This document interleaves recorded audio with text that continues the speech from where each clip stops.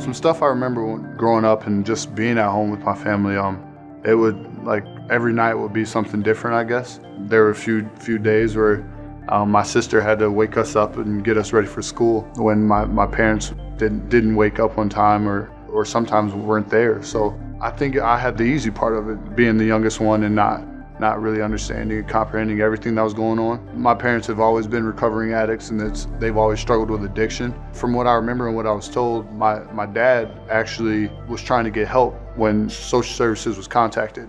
As far as I can remember, there was a minimum like 19 different homes I stayed at that first year. 4 years after that, my sister, I think she had gotten in trouble at school or something, and she came back and she got home and she became combative and arguing back with the lady, and then she had her husband fight my 14-year-old sister. She came downstairs after that, and it was a similar situation. She told me, she was like, we're leaving tonight. So we waited, everyone went to sleep. Doors in this house, they lock from the outside in. So they essentially lock us in the house, and you need a key to get out.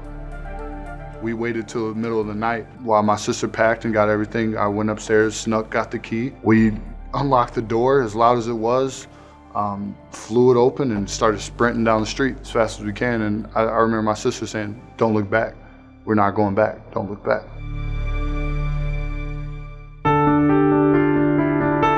When we ran away, we were gone for, I would say, like 40-something days. We probably stayed at 11, 12 different houses in them 40 days. My sister said, we're out of places to go. There's nowhere else. Let's go to Mom's house. At this point, we're deemed like fugitives. And if my mom was found with us in her house, she would go to jail. So we stayed at my mom's house for probably maybe 2 days. And then the third day, she said, we're gonna have to call the police and you're gonna have to turn yourself in just so I don't get in trouble. And the best thing about this, and what me and my sister did, is that it launched the investigation, which got every other kid out that house as well. I was originally born in Peoria, Illinois. That's where most of my dad's family lived. He eventually got custody of me. So after going to school there for a year, I came up to Wisconsin and I was able to play football, basketball. My husband, Jay Emmert, coached Gaelin in AAU basketball the summer between 8th and 9th grade. We were putting a team together that spring. His coach from Hudson said, great guy to have on the team, but somebody will have to go pick him up a lot. You're not going to get family driving help and get into all the tournaments. We dropped him off one place and we just weren't comfortable dropping him there. And so he just came to our house for that weekend and never left. And that's just how we would have wanted it, honestly. I let him out of the car, and as he's walking up, his shoulders just slumped, and he's getting sadder as he walks towards the house. So I went and got him the next day, and he lived with us for a while.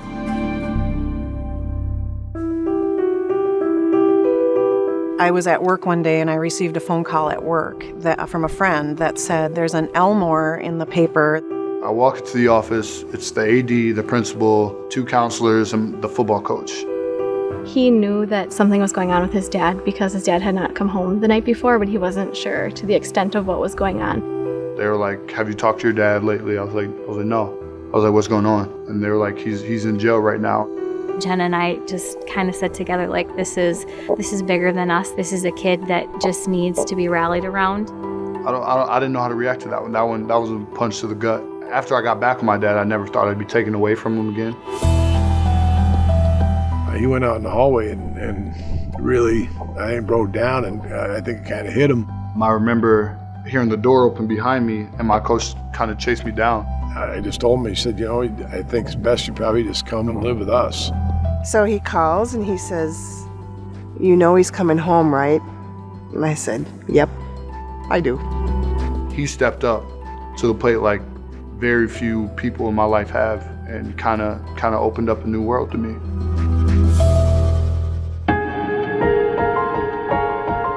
Friday nights were high school football. Gaelin was playing, Reggie was playing, Mikkel was on the sideline right next to me. At that point, sports became my true getaway of everything, and it was something I started taking a lot more serious. People were intrigued by his story. They wanted to help him. I think what the Larsons did for Gaelin is they made him realize all the resources that he had. I think that they provided him a home, and they provided him a lot of love. It was fun around here. I mean, You know, we won state title in football. Well, first of all, he got a lot of mail. His whole bedroom was full of letters. Towards the end of my junior summer, I realized that it was in best interest for me, my family, to come to the University of Minnesota. He's a product of a lot of people that cared about him and wanted him to do well. Well, Coach, something you never did was, or something you told me from the beginning, was that you weren't going to replace my dad. From that day on, once you told me that, I knew I could trust you. I knew I could come to you for things, and you weren't going to try to push my dad out of my life and take him away from me. You're the reason I have the confidence I have today, that I can go out here on Saturdays at this university and play. Gaelin Elmore gets the sack, and Elmore has his first sack of his career, the true freshman from Somerset, Wisconsin. I can truly say I wouldn't be here if it wasn't for you, and for that, I'm forever grateful.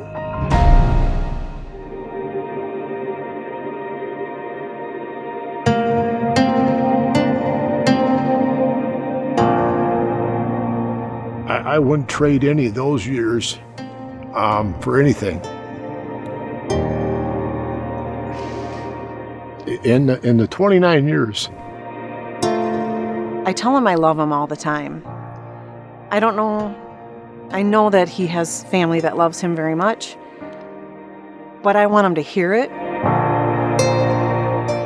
I truly believe with all of my heart that everything does happen for a reason, and I wouldn't change my story for anything or for anyone. That was the most fun I ever had.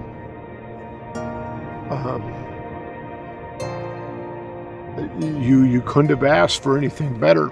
You had everybody there. You had everybody working for the same thing. We, as a community, take pride in the fact that we surrounded this kid with so much love and kindness and resources that he needed, and that this is a success story. Family gives you stability and gives you hope.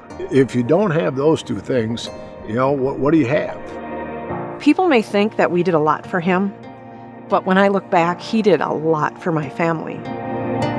He is part of our family.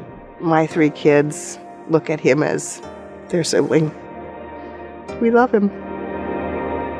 I know what I went through made me the person I am today, and I love who I am. So I guess if there was a message in this, it'd be love who you are and love your story.